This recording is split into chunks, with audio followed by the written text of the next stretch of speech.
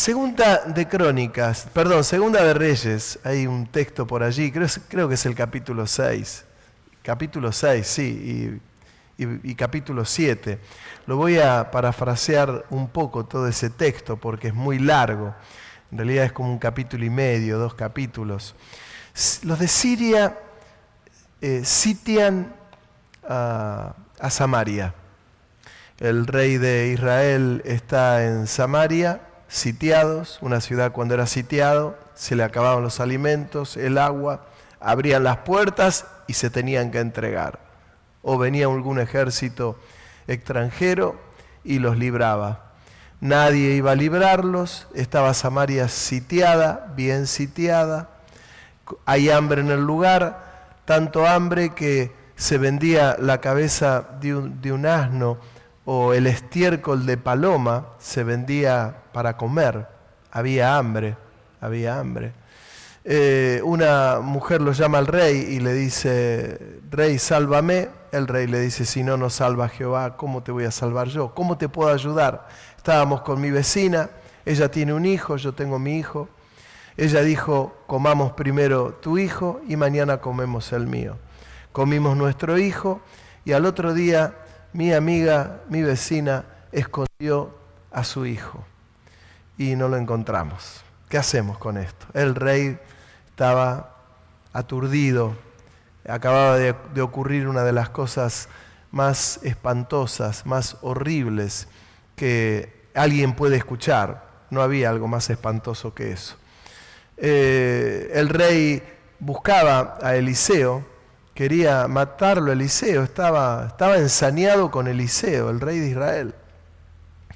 Es más, él lo manda a buscar, y mientras lo manda a buscar, Eliseo, que estaba con algunos de los ancianos, les dice: ahí viene este asesino, este malvado, el que ha hecho que Israel caiga en todo esto, y viene para querer matarme.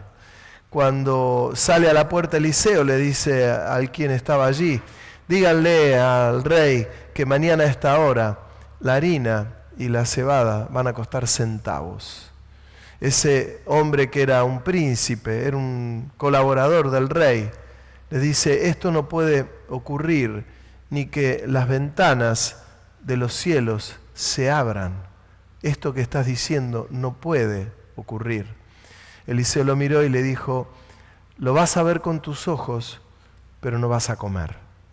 No lo vas a experimentar, no lo vas a vivir, pero esto va a ocurrir. Se lo dijeron al rey más perturbado que nunca, no entendía semejante burla, le parecía.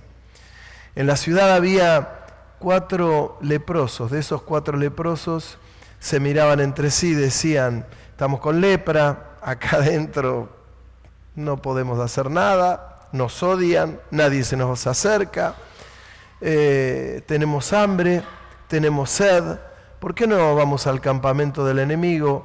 Nos pueden quitar la vida o pueden tener misericordia de nosotros. Llegaron al campamento, ustedes conocen la historia. Encontraron todo revuelto, enseres por todos lados, cacerolas por todos lados tiradas, ropas tiradas. Encontraron oro, encontraron plata, encontraron alimentos. Y comenzaron a encontrar y comenzaron a esconder. Encontraban y escondían, encontraban y escondían. Comían. ¿Vieron cuando uno ve y dice a gente que tiene hambre, que cuando uno tiene hambre, usted tuvo alguna vez hambre, ¿no? Y no porque hizo un ayuno, sino ¿vio cuando uno ve a los niños que van a un cumpleaños, una fiesta y tenían hambre? Ellos en un momento dijeron: no estamos haciendo bien. Hay una buena noticia y nosotros hacemos mal en tenerlo oculto. Fueron y se lo hicieron saber al rey. Fuimos a aquel lugar, no había nada, no había nadie. Dice las Escrituras que Dios había enviado ruidos extraños de caballos, de guerra. Y dice que el enemigo pensaban que los de Israel habían contratado a ejércitos extranjeros y comenzaron a huir por su vida, porque el enemigo estaba cansado y estaba agotado. Tenían todo, pero no daban más. Los ruidos hicieron que huyan, y de hecho huyeron. Y se lo hicieron saber al rey de Israel, y el rey de Israel dijo: esto es una trampa del enemigo, porque ellos quieren que nosotros creamos esto para que cuando abramos la puerta ellos se van a meter y nos van a matar a todos. Se pusieron de acuerdo, mandaron unos príncipes, que los maten a los príncipes, ya estaban todos juzgados como los leprosos.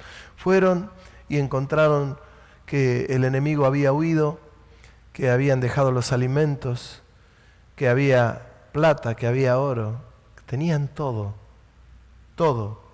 Empezaron a mirar, empezaron a seguir aquellas ollas y se habían dado cuenta que habían huido.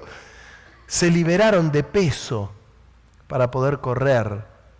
Era quien podía salvar su vida porque había un ruido que no era normal, que era de un ejército, y huyeron. Lo hicieron saber al rey, y el rey dio orden para que se abran las puertas y el pueblo vaya a buscar los alimentos. El pueblo fue a buscar los alimentos, encontró los alimentos, trajeron todo y como un gran malón ingresaron nuevamente en Samaria. Y aquel príncipe que había dicho que eso no podía ocurrir, ni que las ventanas de los cielos se abran, él estaba en la puerta, y aquel malón de hombres y mujeres y niños, cuando ingresó nuevamente en la ciudad, lo pasaron por arriba y murió. Y tuvo una vez más cumplimiento cada detalle de lo que Dios le daba al profeta, que era el siervo de Dios y era el que el rey quería matar. Los reyes estaban muy ensañados con todo lo que tenía relación con la palabra de Dios. Nunca se ensañaban con que habían abandonado el templo, que habían abandonado a Dios. Cuando digo abandonar el templo no me refiero a lo formal, sino a ese culto a Dios que Él les había dado la orden y que había sido ninguneado por los reyes y seguido por los sacerdotes y por todo el pueblo. Habían despreciado lo que Dios les había mandado y estaban las consecuencias a la vista. Tenían hambre, estaban sitiados, el enemigo los perseguía, iban a ocurrir cosas peores que ocurrieron años posteriores con Babilonia, luego con los griegos y demás cosas. Pero fue un pueblo que fue azotado solo porque se habían olvidado de Dios. Y cuando Dios les hablaba, que no los entretenía, porque tanto Elías como Eliseo nunca se caracterizaron por ser políticamente correctos, no se caracterizaban por querer endulzar el oído del pueblo, de los sacerdotes o de los reyes. No pretendían ser carismáticos. A veces, qué lindo que es ser carismático. Fulano es carismático, qué bien. Fulana es carismática, qué bien. No es lo carismático. Era lo que Dios mandaba y lo que Dios ordenaba. Al corazón de Eliseo también se le partía cuando él veía que un niño había sido cocinado para comer. Le daba tristeza ver que el pueblo compraba con el dinero que tenían la cabeza de un asno o el litro de estiércol de paloma, porque había que engañar el corazón. A él le producía mucho dolor todo esto. No era el culpable de lo que ocurría, todos lo sabemos con el diario del lunes, todo el mundo lo sabe, pero allá había gente que también sabía que el profeta no era el culpable. Pero en la situación en la que estaba Israel en Samaria, muchas veces las vidas están en situaciones así. Están en situaciones así. Están rodeados. Y se ven rodeados por distintas situaciones y distintas causas. Pueden estar rodeados por apremios espirituales, por apremios familiares, por apremios económicos, y están rodeados. Y a veces no es porque tengan lugares altos, pero a veces es porque no se lo pone al Señor en primer lugar. A veces ocurre esto. No se lo pone al Señor en primer lugar. Estoy esperando que ocurra aquello magistralmente que tiene que ocurrir para luego responderle al Señor. Y a veces ocurre esto. Otras veces no. Yo conozco muchos hermanos que han sido rodeados, han estado en situaciones conflictivas, han permanecido fiel al Señor en toda su vida, en todas las áreas, y Dios les ha respondido. ¿De qué manera también el Señor responde? Muchas veces el Señor nos permite, por su soberana voluntad, llegar al estado de leprosos, hermano. De leprosos. Estoy rodeado, estoy enfermo, estoy atribulado. ¿Se acuerdan que Pablo hablaba de las atribulaciones, de las angustias? Pero hablaba de la confianza que él podía tener. Y lo decía alguien que podríamos hacer un diario muy largo de todo lo que vivió. Pero el Señor nos lleva a que aún en el estado de calamidad, en el estado de lepra, donde nosotros mismos tengamos que decir, ya estoy jugado, Señor, pero yo me voy a ir al campamento. Yo me voy a ir. Muchas veces en lo espiritual,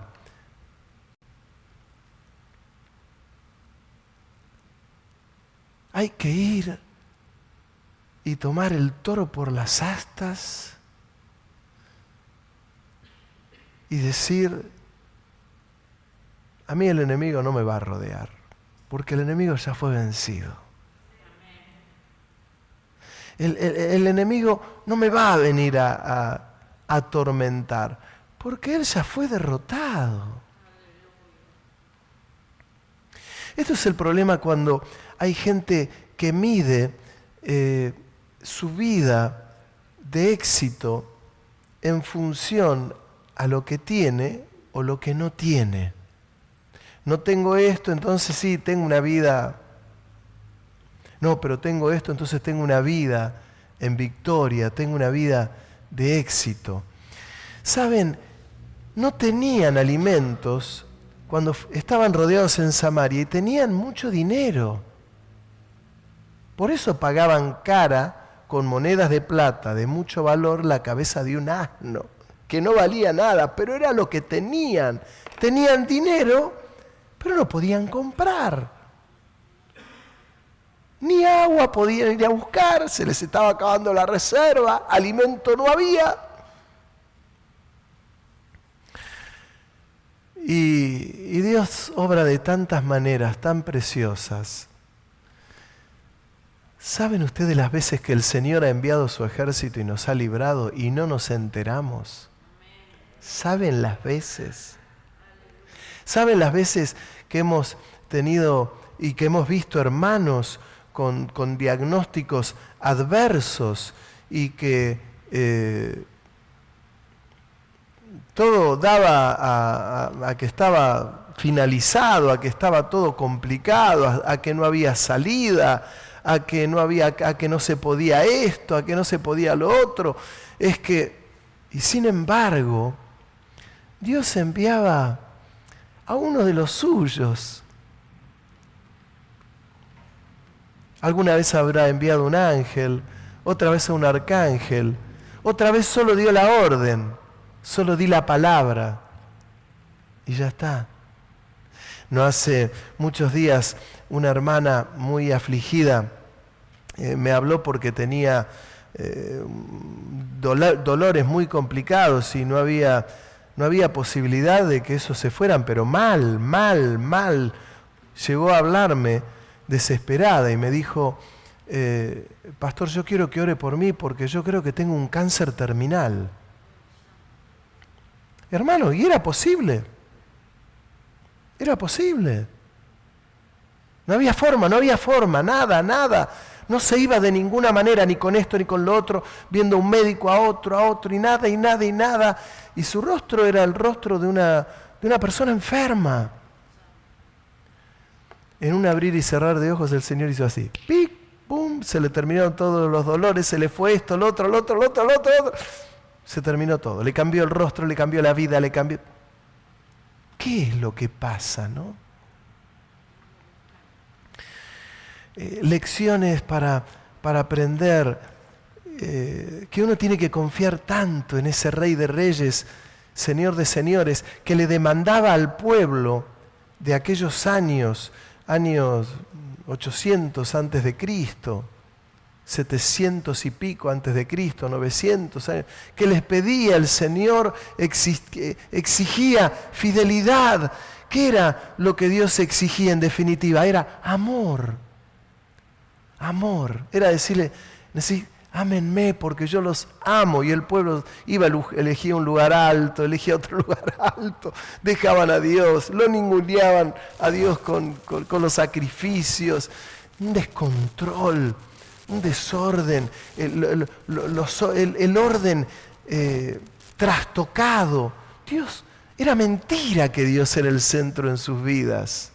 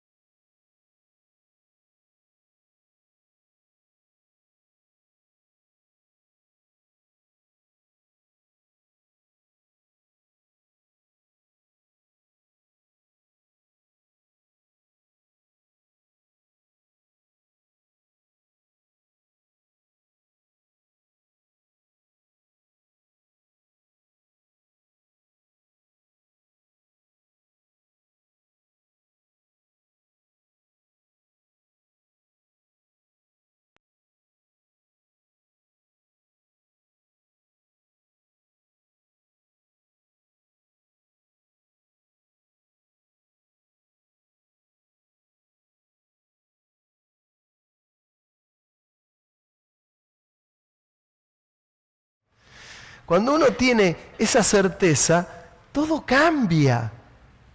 Todo tiene otro cristal. Todo se ve de otra manera. Pero ¿para qué nos sirven estos ejemplos de las Escrituras? Estos nos sirven para que nosotros los tomemos. Los tomemos.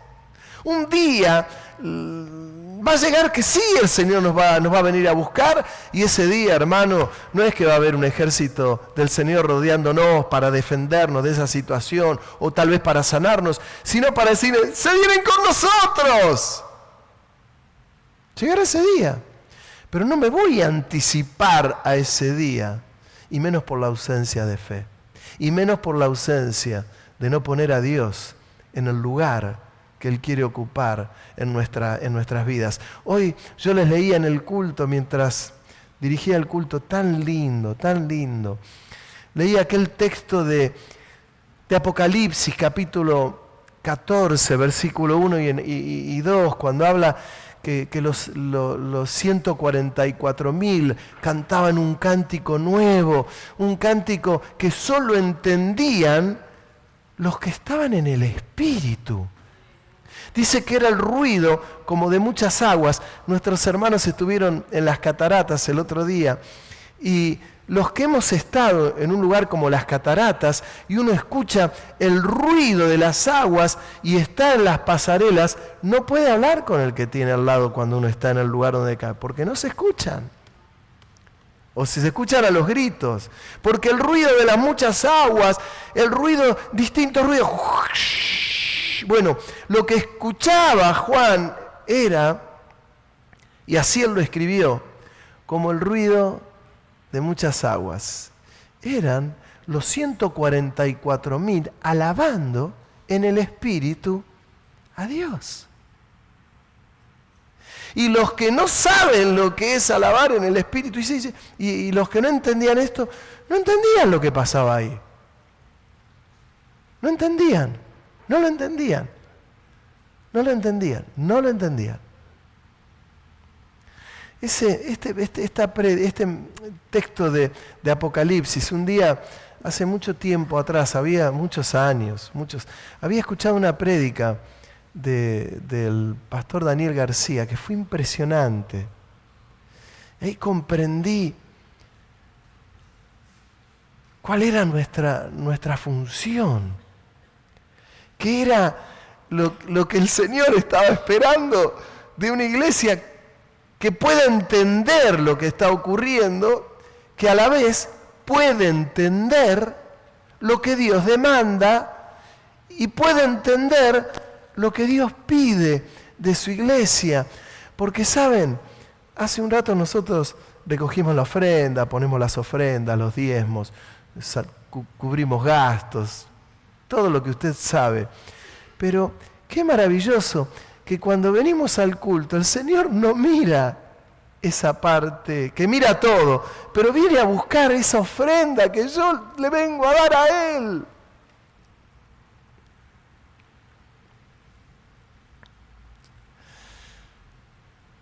Tener claro cuál es el lugar que Dios le pide a la iglesia. Más allá que la iglesia obviamente tiene que evangelizar, más allá que la iglesia tiene que enseñar, más allá que la iglesia tiene que discipular, ¿no? Pero la esencia de lo que es el lugar que Dios quiere y el culto que Dios quiere recibir,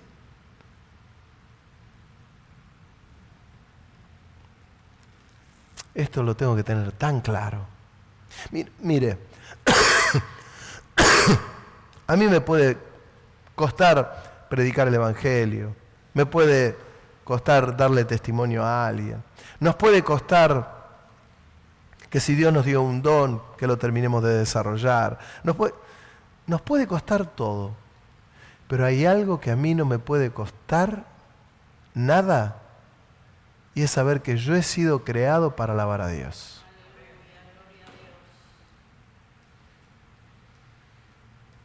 No me puede costar. En Samaria, claro, estaban tan apremiados, tan apremiados. Nosotros nunca estuvimos así apremiados, ninguno. Pero, qué cosa que cuando el rey lo manda a buscar al profeta, el profeta le dice, mañana a esta hora va a costar centavos. A ver si te despabilás y te das cuenta que lo que Dios está teniendo ahora es misericordia con el pueblo y mandó su ejército y ahí tienen para comer. Ahí tienen. Esto me recuerda cuando el rey Acab, por su maldad,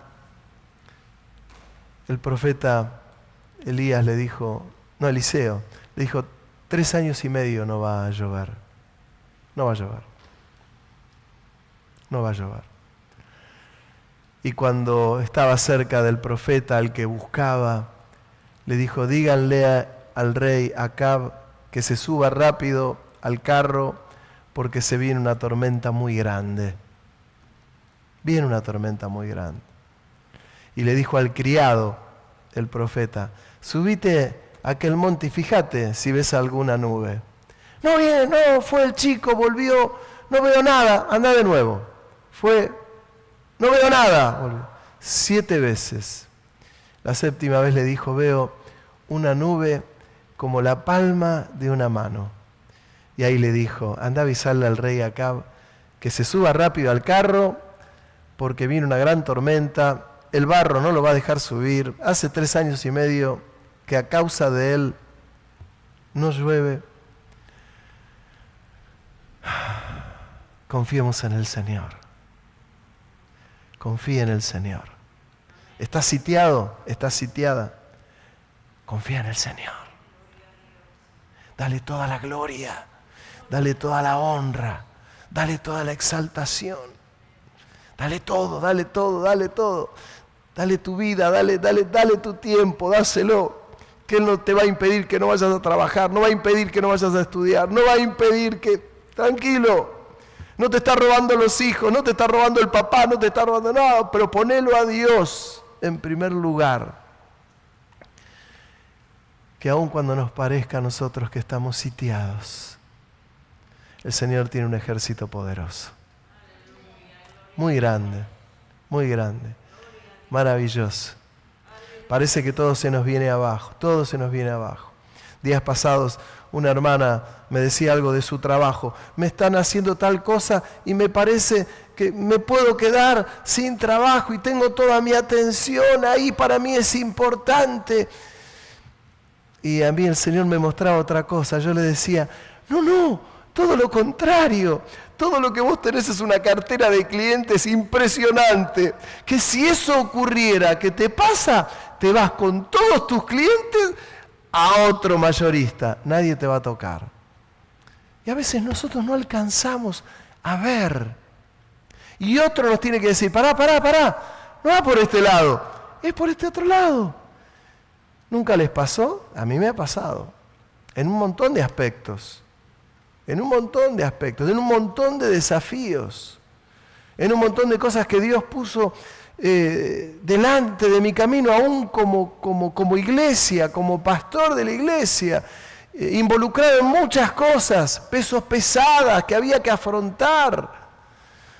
En una oportunidad el Señor me dijo, con algo que no lo voy a profundizar mucho, me dijo, antes de 1 año y medio, esto que yo te hablé, y que están debiendo todo esto, en menos de 1 año y medio, todo eso se va a saldar. Iba 1 año y 5 meses y yo estaba caminando por las paredes. 15 días después, el Señor nos sorprendió con una cosa y 15 días después nos sorprendió con la otra. 1 año y medio.